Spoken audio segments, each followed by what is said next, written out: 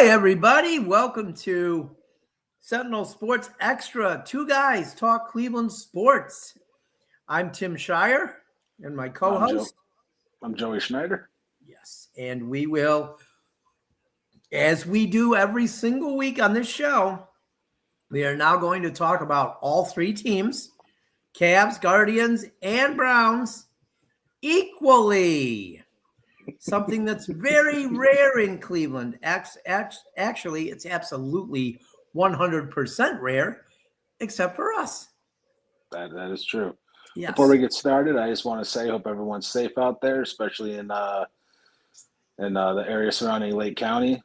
Big tornado warnings, and both myself and Tim were caught out in the middle of nowhere. We're not nowhere, but stunningly, we were at sporting events. Yeah, Tim was at a baseball game. I was at a track meet, and man, the alerts came, the sirens hit, and it seemed like all hell broke loose. So hope everyone's safe. It was not something I want to happen again. But what I have to say is the baseball game I was at.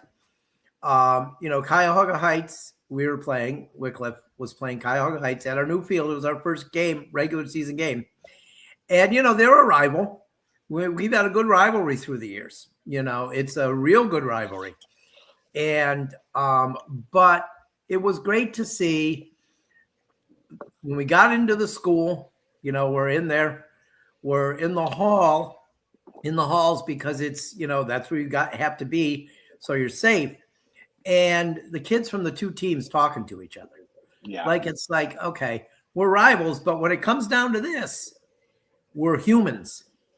Yeah, and I thought it was my daughter's first track meet. She does shot put and discus, and it wasn't during the tornado because tornado warning. It was so hectic and crazy, and you can't really blame. There's no blame to go around, but they tried to get everyone under the bleachers, and the disc where you throw the discus is so far away from where was the this stadium. at, Joey? This was at Menor. Oh, okay. I wasn't there. There'd be no Menor blame from me. It was just there was it was a no-win situation. So you just had kids but you saw so many different kids from different schools helping each other, trying to find each other's bags. Yeah. You had kids from Perry and kids from Willoughby, Eastlake, Shaker Heights, Menor. The kids from Willoughby and Eastlake weren't helping each other, were they? Oh yeah. I'm just joking. I don't think the rivalry doesn't exist until you hit high school for them. Oh, okay. That's good. But the rivalry probably doesn't exist during a tornado warning either. Absolutely not. But to see, so many kids were scared, and so many tears, and it didn't matter. Middle school age is an emotional age too. Yeah, but you just saw a lot of people helping each other, but then just trying to figure out what you're doing, and man, it was absolutely chaos. So hope everyone was safe. It was a scary experience that turned into a positive thing from my view because people worked together and everybody was safe. And my view was, there were so many kids and so many parents there that you saw everyone trying to help each other, but man, it was hectic. That people were just trying to find their kids and their families and how are we going to get out of here, and it was nuts. Yeah. So, well, there we go. We got about 5 minutes gone. So now we're going to talk about the Cavs for 18 minutes, and we'll talk about the Guardians for 18 minutes, and we'll talk about the Browns for about 18 minutes. And we will start that in a few seconds. We want to do this evenly, though. So I'll be like one of those radio people that drives you insane before they finally start. Hey, Tim, who's the show brought to us by? Oh, CT Roofing and Power Wash. Speaking of that, if you have storm damage, they can help you. They'll come out right away and give you an estimate on your siding or your roof and they're very good working with insurance corporations. Most people say companies, but I'll be like Mitt Romney and I'll say corporation. But that's 440-278-0506. And, like I said, they can help you out. Yeah. But hopefully you don't have any storm damage. We don't want that. But getting to the Cavaliers now. The Cavaliers are 47-28. They're 23-14 on the road, which I'm telling you something. That's a really good record in the NBA. Yeah. You look at the New York Knicks on the road, and they're disgusting. That's because they get every call at home. But 23-14 is a pretty good road record. They're about even at home as the same on the road. They're 24-14 at home, 23-14 on the road. Yeah, I mean, they played phenomenal this last week. Got Mobley and Strus. Yeah, I mean, I got statistics from last night's affair where they defeated the Utah Musics in Salt Lake City, 122-113. It did get close there for a while at the end of the third quarter, and I thought my mind was not working correctly because I thought the third quarter was the fourth quarter. And I'm like, oh my God, like, I can't believe this game is this close. They might lose to the Jazz, but then it was only the third quarter. So apparently I cannot read numbers late at night. But Evan Mobley last night had a season high 34 points and a season high 17 rebounds, 13 defensive. That's huge. And Donovan Mitchell had 34 points and 5 assists. James Harden, 13 points, 14 assists, and 6 rebounds. Or as my friend who used to do the Cavs games years ago, Michael Ray guy, used to say he had 13 points, 14 assists, and 6 bounds. And that's and Jared Allen had the night off. And let me tell you something too. Yeah, which was good. He'll play. I'm sure he's going to play tonight. I haven't looked at the injury report, but I'm sure he's going to play tonight. Probably don't want him playing 2 nights in a row. And This is a game where they'll need him more. Although they lost to Utah and Cleveland this year. I was at that game. I believe I used the word disgusting in the headline. In that loss. You did. You did. I remember. I feel something like Cavs looked disgusting and lost to Jazz. Something like that. And that game proves that people like misery because that's one of the most read stories of the season. So it's like, there we go. Yeah.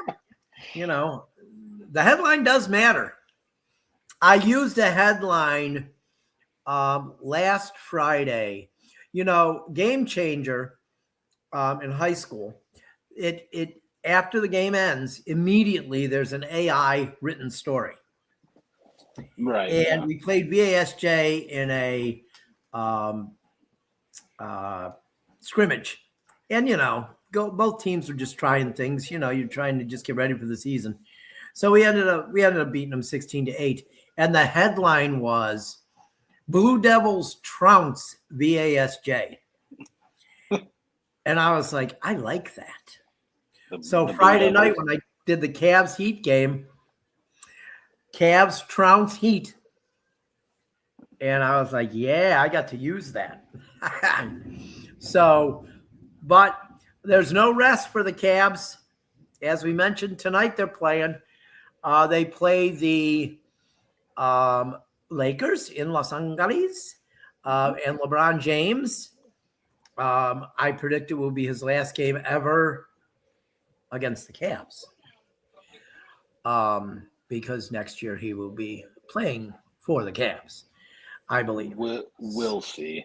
Oh, I think he will be. I just can't see. I can't. He's finishing up here. I can't imagine he's going to take a vet minimum to play in Cleveland. You now listen. He's all about the show. He wants a farewell tour, and there's no better place for him to have the farewell tour than where he came from. And why wouldn't he take the veteran minimum? You know, why wouldn't he? He's a billionaire. I feel like he wants his last contract to mean something too. Nah, I think he wants to finish here. The way when they played here this year, that was all. When the Lakers played here this year, that was all I needed to know. Is how he was during timeouts. When they played the tribute video of the championship, he cried. Yeah, I saw that. He cried. It would be very interesting to see James Harden at point guard, Donovan Mitchell at the 2, LeBron at the 3, Mobley at the 4, and Allen at the 5. That's basically an all-star team. That's a super team. And yes. People, you can say what you want about LeBron James, but LeBron James in year 23 is still better than amazing. I still think he's a top 10 player in the league. So I think so too. It's crazy. Top 10. So at worst, top 15. I think a lot of, and I don't want to get into it too much. I'm just going to say what I think. I believe a lot of the dislike for LeBron James is there is a division, and this is all I'm going to say. We're not going to go any farther. There is a division along political lines. You know, some don't like that LeBron speaks his mind. So, but we're going to move on.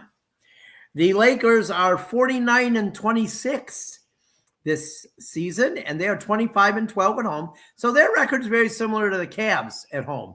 They're really not much better at home than they are on the road. So, but that's almost kind of what you want in the playoffs, right? Yeah, because you've proven that you have that you can win both at home and on the road. Mm-hmm. But obviously I think the playoff atmosphere is a lot different than regular season. Yeah, we're going to talk about that too at the end of the Cavs segment. But they're at crypto.com arena tonight, Joey. Crypto.com, formerly Staples Center. I like the name Staples Center. I liked it too. I liked it too. You know what I mean? It seems like we always like the names of arenas that they were before. You know? Yeah. I liked Bund Arena.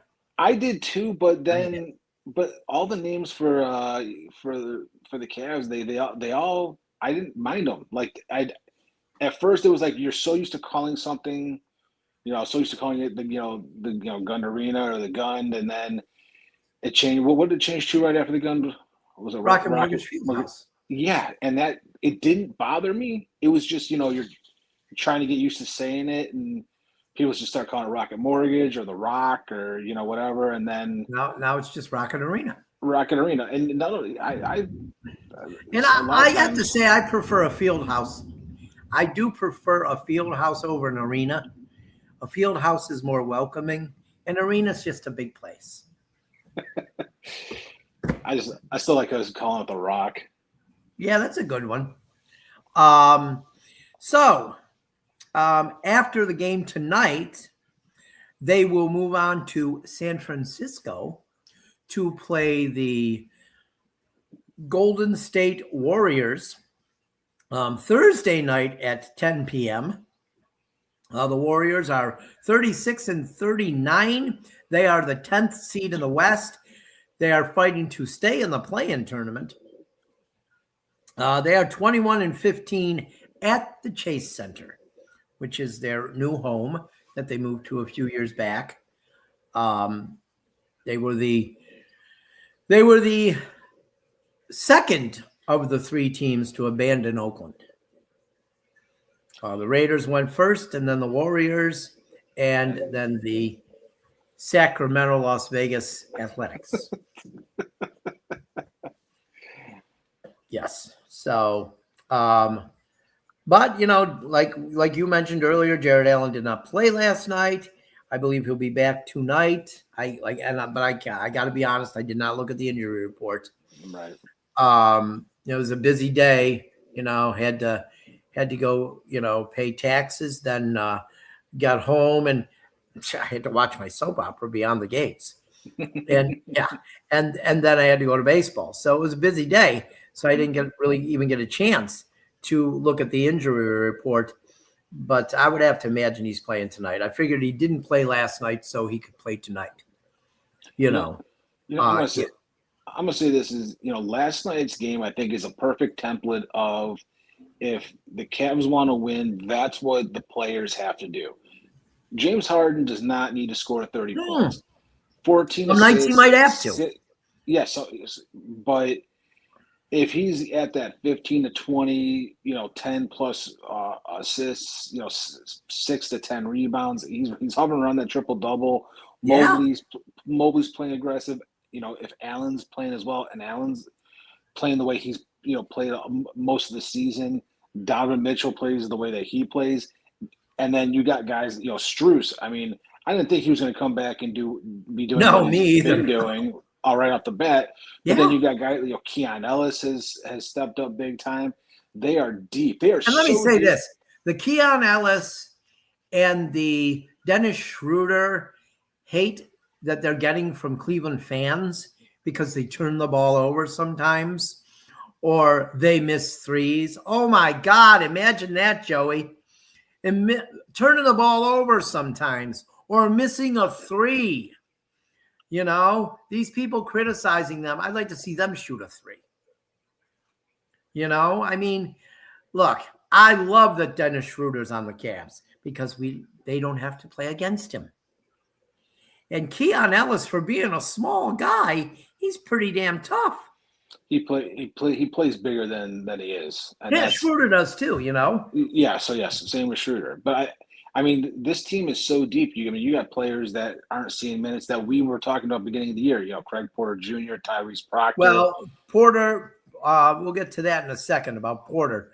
But Naquan Tomlin's not seeing hardly any time now. And he was playing a lot. And those were guys that were doing well early in the season coming off the bench. So I believe we'll see them in the playoffs, though. Tomlin and Bryant, when you need the physical. Thomas Bryant. Yeah. Yes. Bryant's played more lately. But when you need the physical presence, I believe they will be in there in the playoffs because they've proven they can play. Okay. Naquan Tomlin has proven he can play. Mm-hmm. So he doesn't have a problem going in there and elbowing a guy in the face. You know what I mean? Yeah. Yeah, I mean, they got those players now they're not afraid to get in there and play the enforcer.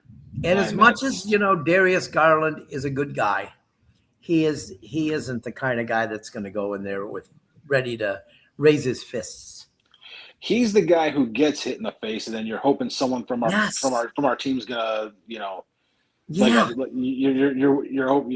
I'd like a Steven Adams type guy. Oh yeah. Oh yeah. Pick up a guy and take him. I had Steven Adams on my fantasy team one year, and he was an incredible fantasy player. You wouldn't think that, but he was. He got hurt near the end of the season, and I got knocked out of the playoffs in the first round because I didn't have him. It sounds nuts, but it's true. I like, and a guy like Thomas Bryant reminds me a lot of Steven Adams. He doesn't, he's not a starter, but he's a guy that if he gets 12 minutes, it's almost like he's always going to get you like 6 to 8 points, like 7 rebounds. Yeah. Like you look at his stats and you go, loves the middle. Yeah, this guy is just. But he can shoot threes too. Yeah, but I mean, he's so steady and just gives you points, gives you rebounds. He plays tough every time he's in, and that's what they need when you need to give Mobley or you need to give Allen a break. Yeah. Yeah. So, but speaking of the other guys that we had not mentioned, you did mention Porter, Jalen Tyson, Craig Porter Jr., and Dean, the real D, Wade. are out for this entire road trip. It's only a week, so it's not like it's 52 games or something. But it's not the Astros road trip during the 1988 Republican Convention where they were gone for a whole month. Yeah. So, I can't even imagine. Those guys couldn't have been happy. But they're out for this entire trip. I feel like Wade and Tyson will be back as soon as Sunday. When the Cavs return home to play the Pacers that's Easter Sunday. I will not be covering that game because I am spending it with my family. There was a time where I would have covered the game, but I've got to the point now where no. But I think Porter might be out a week longer, maybe a little bit longer. With the groin strain, those groin strains, they can linger, Oh, yeah.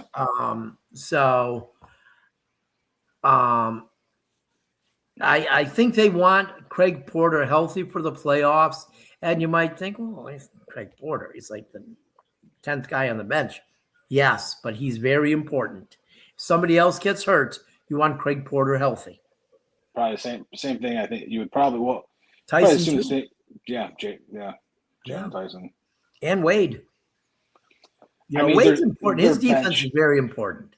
Their bench is just so deep. I am really curious to see who they're going to carry in the playoffs. Because, a lot of these playoff teams, there's, 8, 9 guys.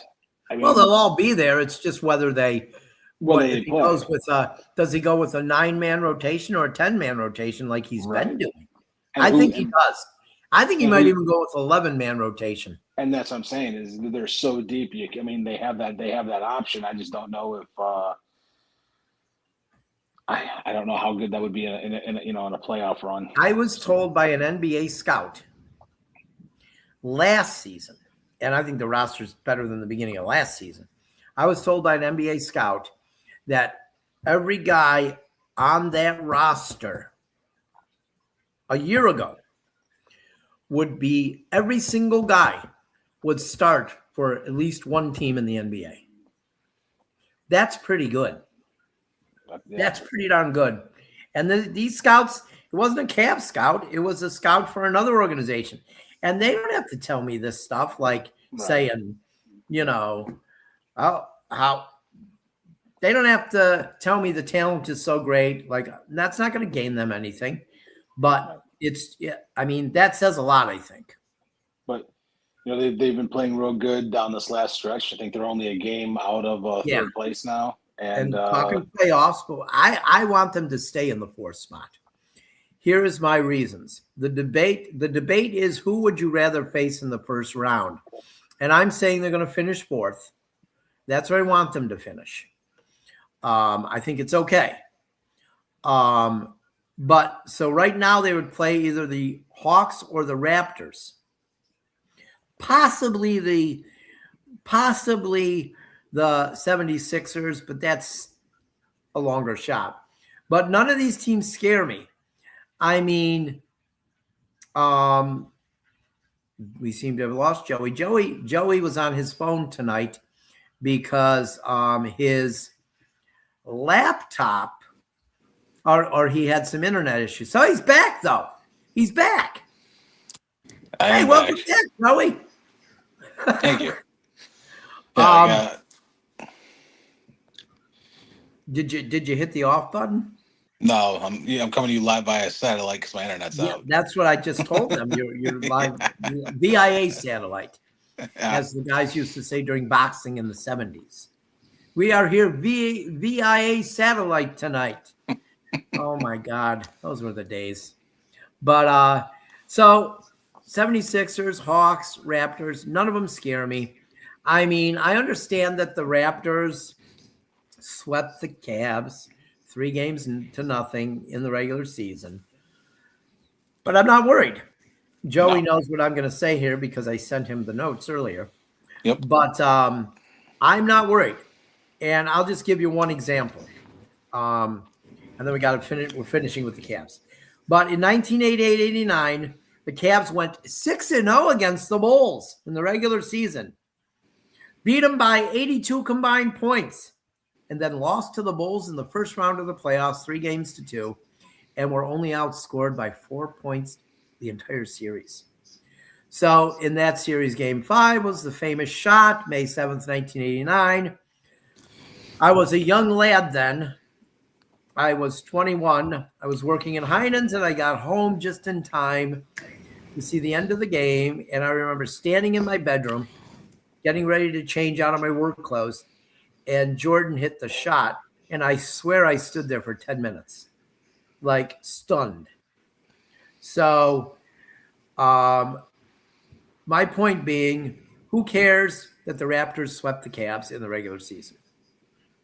So I'm not afraid of the Raptors, the Hawks, or the Sixers. I want the Cavs to stay in the 4th seed. I want the matchup in round 2 with the Pistons so they could beat the Pistons and JB Bickerstaff. Although, as I've said before on this show too, don't be stunned if the Pistons play the Heat in the first round and Eric Spoelstra coaches circles around Bickerstaff and the Pistons get knocked out in the first round. Definitely a possibility. Yeah. I like Spoelstra as a coach. Yeah, he's great. So we're going to move on to the Guardians. The Guardians. The Cleveland Guardians, as Boston people probably say. The Guardians have started the season. Oh, I didn't update my numbers after the win last night on the record, but they are 3-2. They opened in Seattle, went 2-2 against the team that just might be the second best team in the American League behind the Guardians. CJ Kafis had a rough game in that finale in Seattle. It was ugly. Yeah, I felt bad for the kid.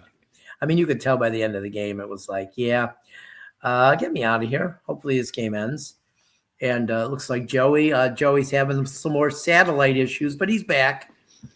You can't, we are having storms here, so satellites do not work as well in the storms.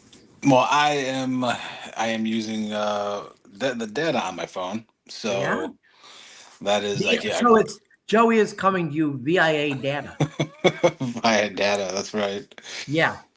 So as Howard Cosell would say, Joey is coming to you live via data from Willoughby, Ohio. How are you tonight, Joey? Oh, God. I remember all that. I don't think that was too awful, actually. That was a pretty good impression. It wasn't bad. Speaking of impressions, one of these weeks, Joey, I'm not going to be able to be here. And, oh, God, what's his name? Christopher Russo is going to fill in for me. Okay. From MLB Network. Mm-hmm.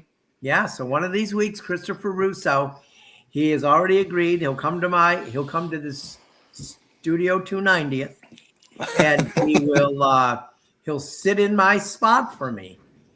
And that should be a good show. He's a little controversial. Yeah. It'll be a very good show. Yeah. So I want to say you said CJ Kafis, and you cannot pile on CJ Kafis. I saw too many people piling on CJ Kafis. They're idiots. Those people are losers. It's early in the season. You gotta go. Might be hearing my dog bark. The dog. Yeah. It's his bedtime. I don't know why he's barking. Mine's old now. He don't bark anymore. For as good as, and I'm sure we'll talk about it in a minute, as some players played, just because someone, had a rough start, you don't pile on. It's a 162 game season. There's peaks and there's valleys. Everyone's going to go through it. We went through it last year. We were down in the dumps, and then they came back and won the division. Let's put it this way. Yeah, you're right. And let's put it this way. Most of those people who are piling on, I don't know if these are his middle. I don't know if this is what CJ stands for, but I'm going to say it anyway. For most of those people that were piling on Carter, John, and Kafis, they don't even know which hand to put their glove on. Well, Okay. That's the he, kind of people that do that shit. the problem is he can kick the ball one night and he's, the worst player on the team, and then the next night he hits a walk-off, home run and he's Superman. Worst So, player on the team. You mean he was, according to some of these people, he was the worst player in the universe. well, you're right. But my point is you tear him down and then the next night he does something great and all of a sudden you want to build a statue for him. Look, Let's let the season play out. Ted Kubiak used to tell me all the time that this game will humble you. You just have to know how to bounce back. Right. And I'm confident that CJ Capus, Cooper Joseph Capus, will bounce back. And he'll be fine. So last night, they got to the City of Angels to play the Dodgers. An undefeated Los Angeles Dodgers. Oh, they're not undefeated anymore. I got worried in the ninth inning. Guardians were up 4-0, came in, and Cade Smith gave up a couple runs. Parker Messick pitched great. I am not the type of person, and you know this, I'm not the type of person who toots my own horn. You definitely are, but I'm just. What do you call him, American Candidate? I'm just kidding. But through this entire run that we have had up until every show we have done, once gloated when I got something right. Go on. But this entire run of shows that we have done leading up to the Guardians starting playing, we have said Parker Messick. Yeah. Watch, and we have said Chase DeLauter. And we've the said only thing that's kind of odd about him is he's got a girl's first name. He's got the same first name as my granddaughter. It's a good name, though. Oh, it's a great name. It doesn't matter who, boy, girl. I hope his middle name isn't Joy, like hers is. Kind of odd. That'd be a great. Would you be like, wait, okay, this is my sister's middle name. That's why she has it. That's why PJ has it.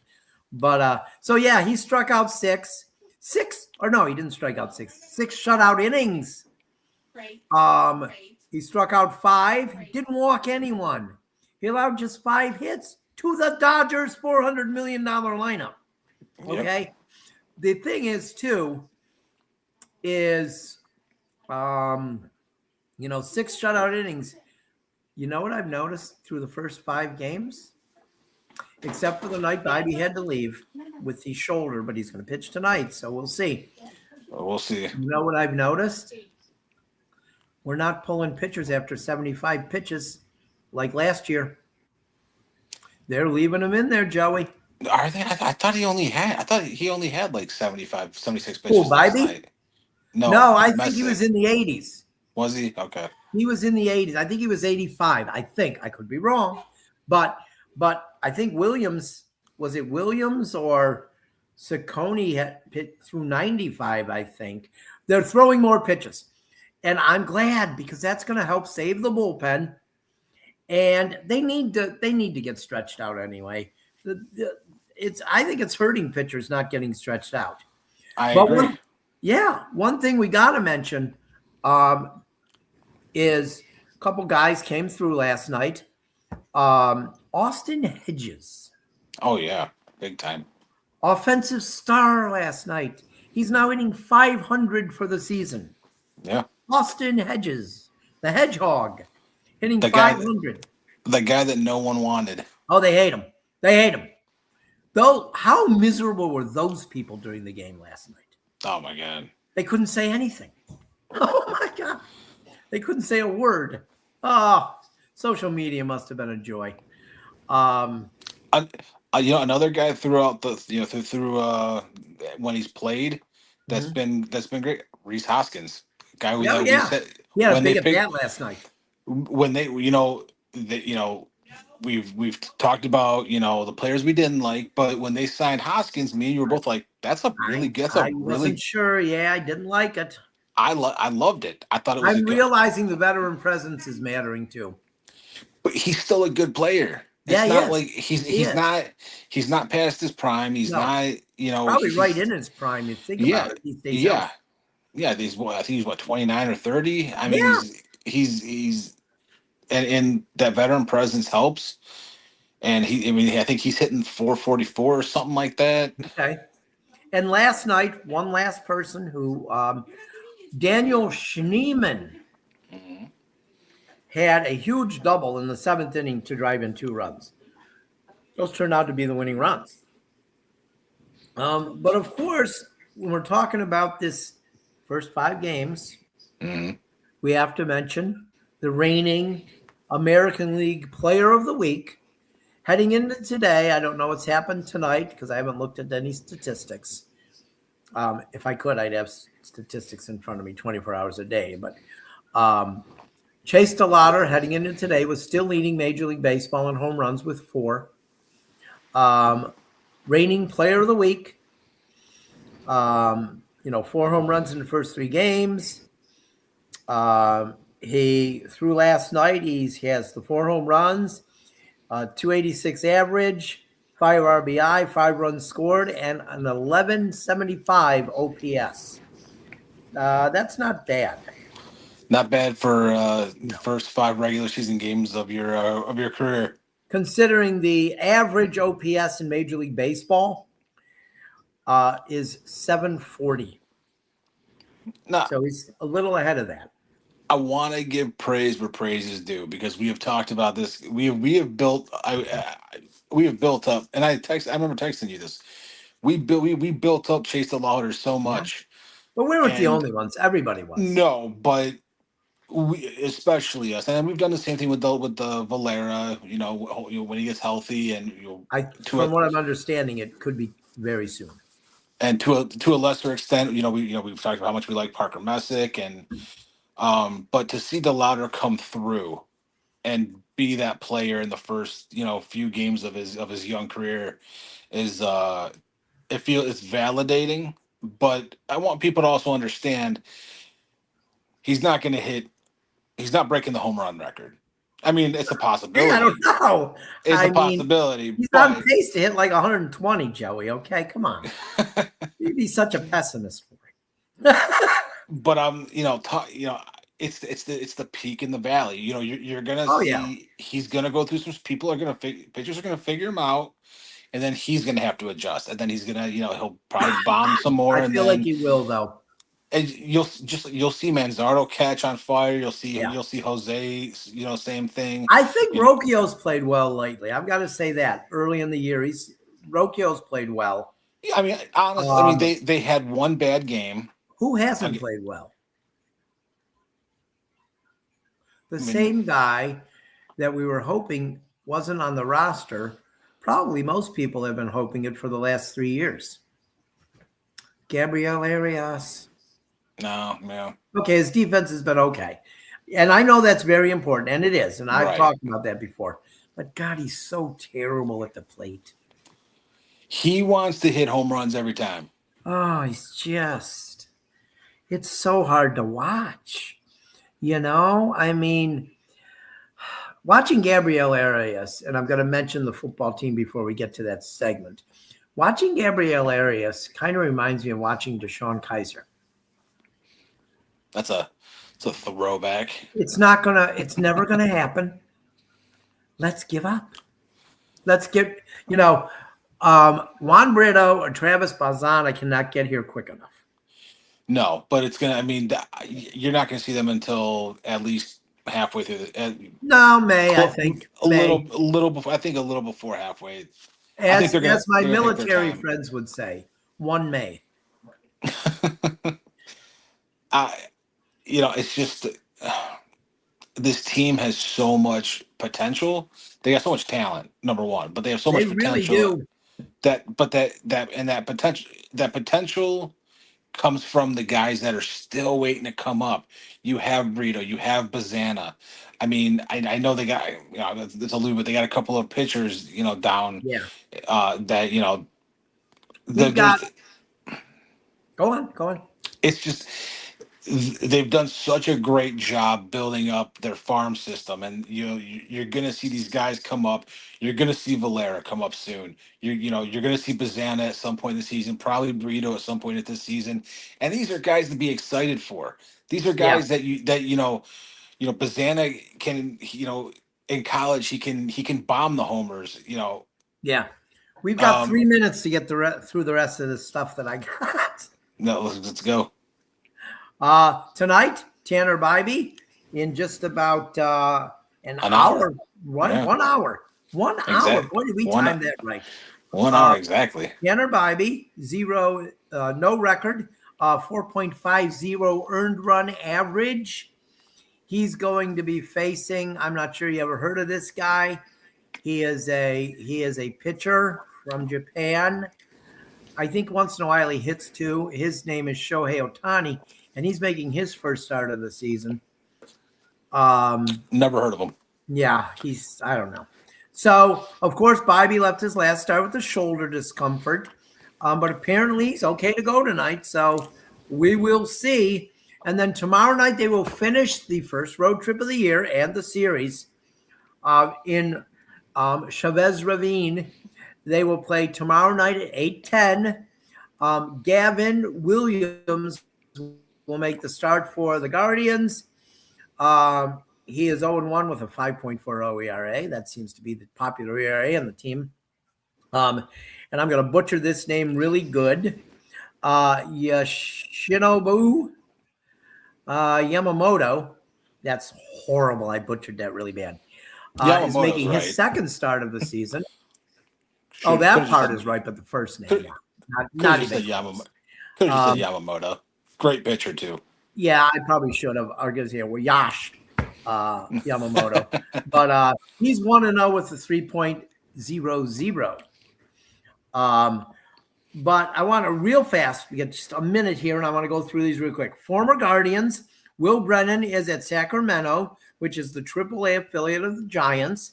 John Kenzie Noel, a favorite of the show, is at AAA Norfolk in the Orioles system. Tristan McKenzie is also at AAA, playing for El Paso in the San Diego Padres organization. We wish all of them good luck and hope they're back in the big league soon. And we're even going to mention a guy we've criticized a lot. Nolan Jones homered twice on Sunday and was named the International League Player of the Week. So now we must move on to my favorite subject. Wait, hang on. Before we get there, I waited until we got talking to me about this. Go on.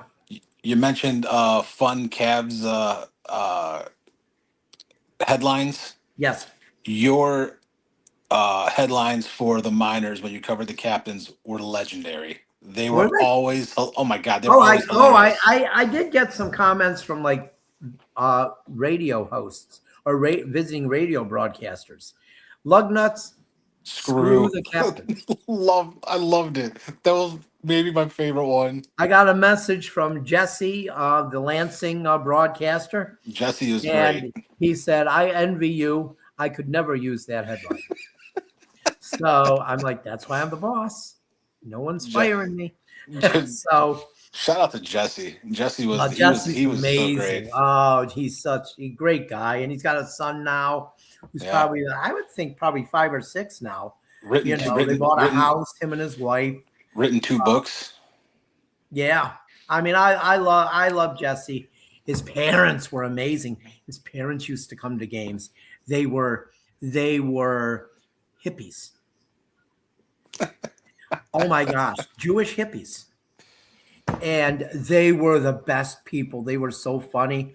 I loved talking to his parents. His parents would come up during the game and sit in the press box, and Dave and we'd get nothing done.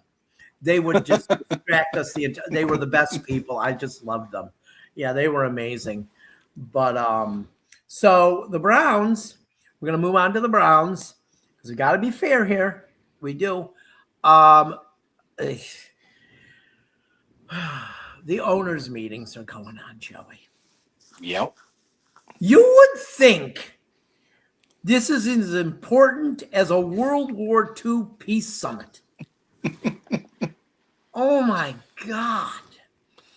And it's just a lot of nonsense comes out of those meetings every year.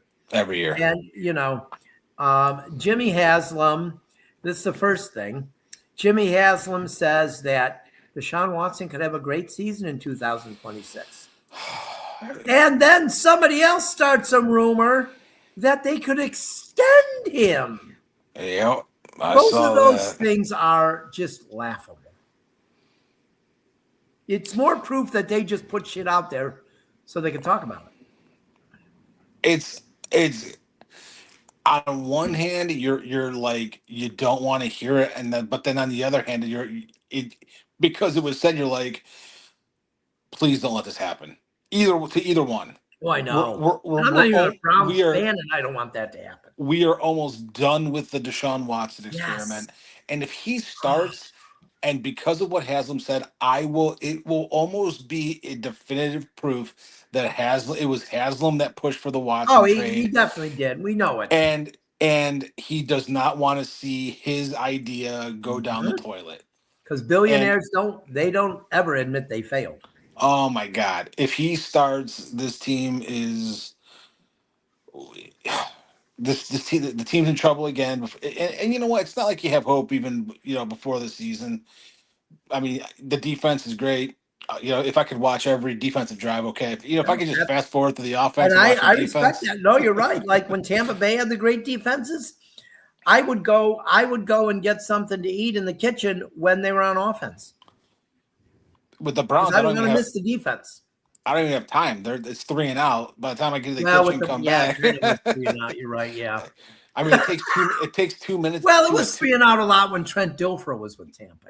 It takes 2:30 to pop popcorn. By the time I'm back, I mean, oh my God. Yeah. Yeah. But Joey, I don't know if you heard about this. Uh-oh. I don't know if you heard about this earth-shattering news last night from the owners' meetings. Oh my God. Todd Monken missed the coach's picture. Yes. I have 2 questions. Did the Cleveland media contact the FBI to search for him? Also, did the media in Los Angeles make such a big deal about it when Sean McVay, he also missed the picture? This is the kind of thing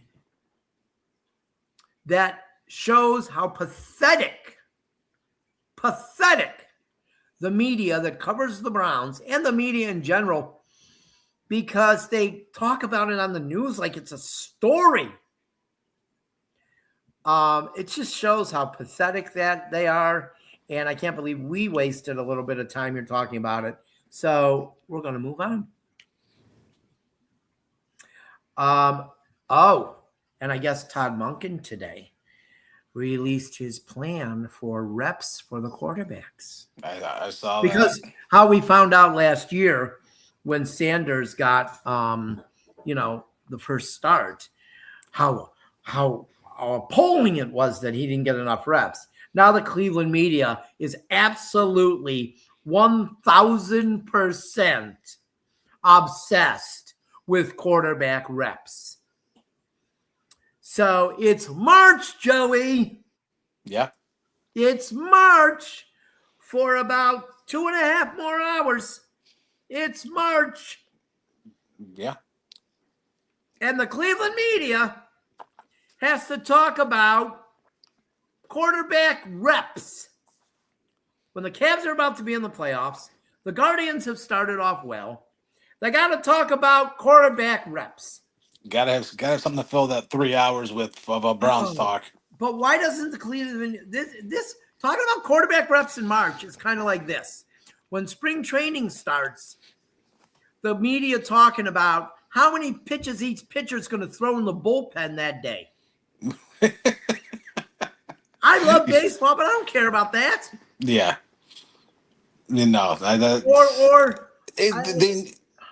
need something to talk about, and Monken, I believe, correct me if I'm wrong, but he said that not all reps are going to be equal. Oh my God. So that Well, obviously Sanders that's better not get less than Watson because that's his gonna. group is going to lose their effing mind if they did. He does.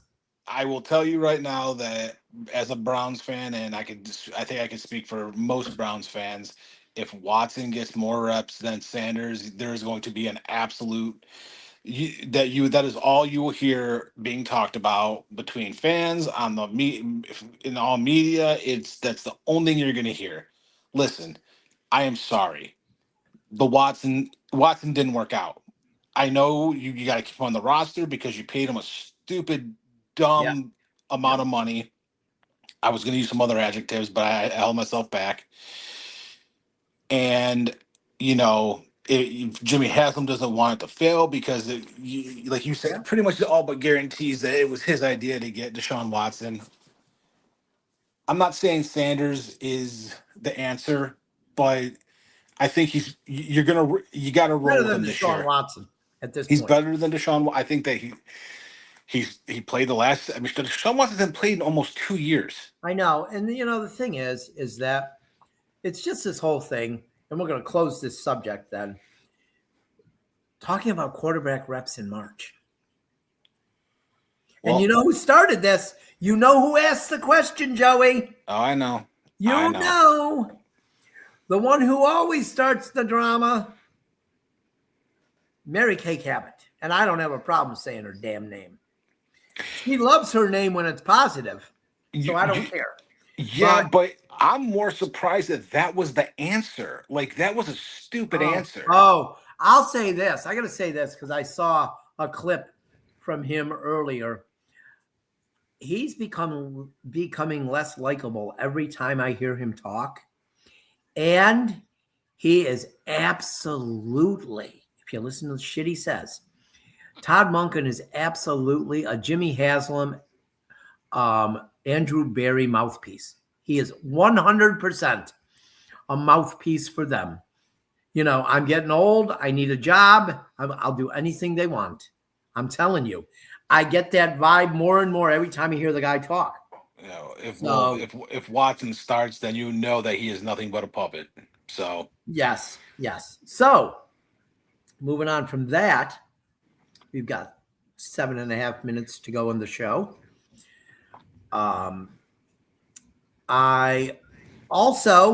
It's quieted down the last couple days, but I wouldn't be surprised. I'm going to say it. I would not be surprised.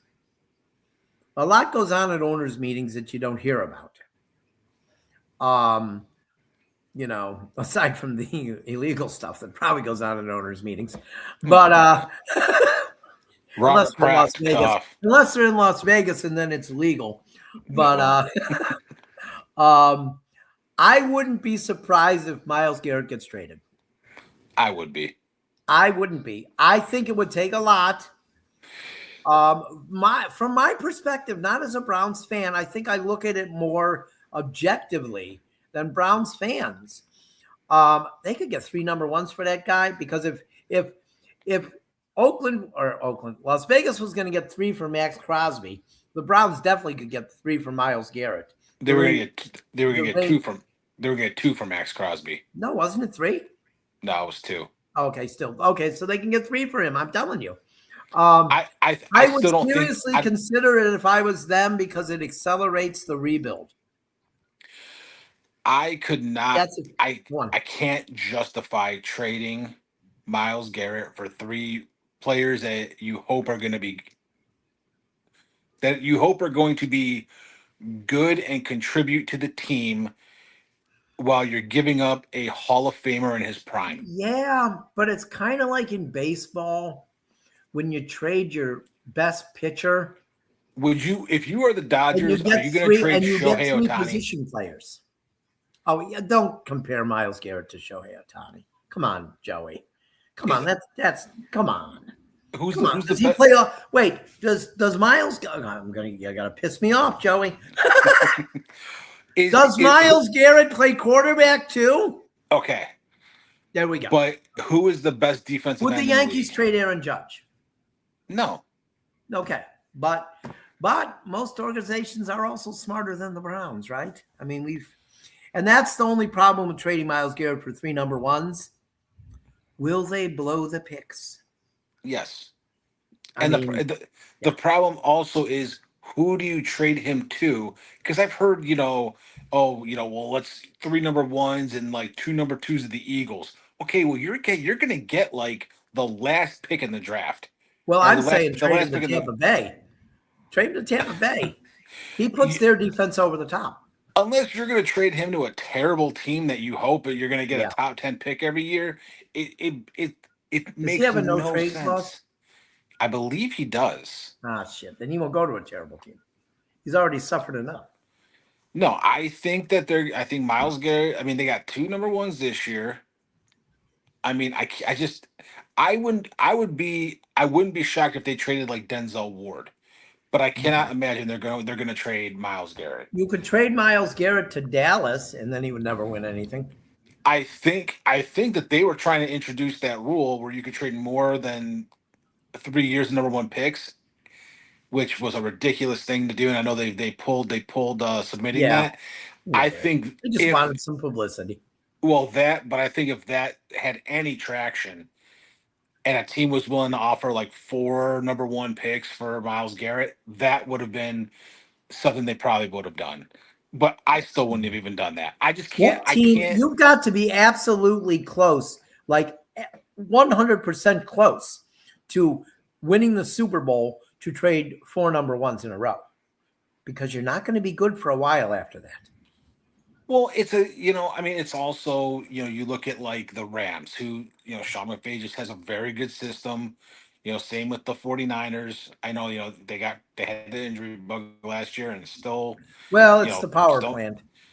but yeah, I mean, like they don't care about their picks because they can get True. players in free agency, Yeah, and no, they don't care about their picks. They'll pick up free agency, They're trade for very someone. they're very good at player personnel moves. Well, the Rams They identify what they need and they go get it. Rams traded their first round pick to the Chiefs for Trent McDuffie, who's one of the best, better corners in the league. Gave him a huge contract. Yeah. Why am I going to draft a player? We need a cornerback. Why am I going to go draft a cornerback that we hope is going to be good when I can just trade one that we know is good? Yeah. Which is my problem with trading Myles Garrett. We're going to trade the best defensive end in the league, still in his prime, and we're going to get back picks that we hope are going to be okay or serviceable or even good, but they're not going to be Myles Garrett good. That's a generational defensive end. I just wanted to. You're right. I just want it to happen so I can see Mary Kay Cabot's tweet right after that says, "Just to clarify, I predicted this first." It's if so they ridiculous. traded Every time now when something happens, I do want to tell you this: if they did trade him and they traded him to Tampa we're Bay, getting close. Here. we will not talk for at least 3 weeks. I'm going to need some time. I'm going to need some time before you talk to me about it. Oh, by the way, since we were last on, Levante David retired, and he was awesome. I'm great, so glad great he was linebacker. Yeah, I think he's a Hall of Famer. We'll see. We could debate that some other show. But before we go, I want to say that there's some sad news. Former Vikings standout, I believe he was a safety. He might have been a cornerback.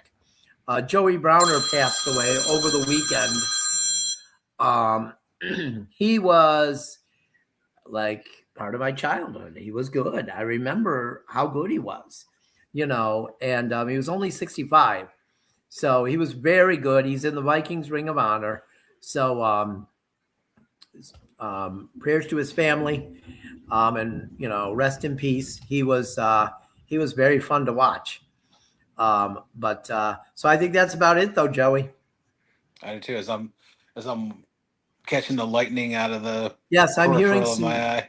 I'm seeing some thunder and lightning via my windows. So I guess we will see you everybody next week, and I hope you watch, and I hope you tell your friends about it. And we will see you next Tuesday at 8:30.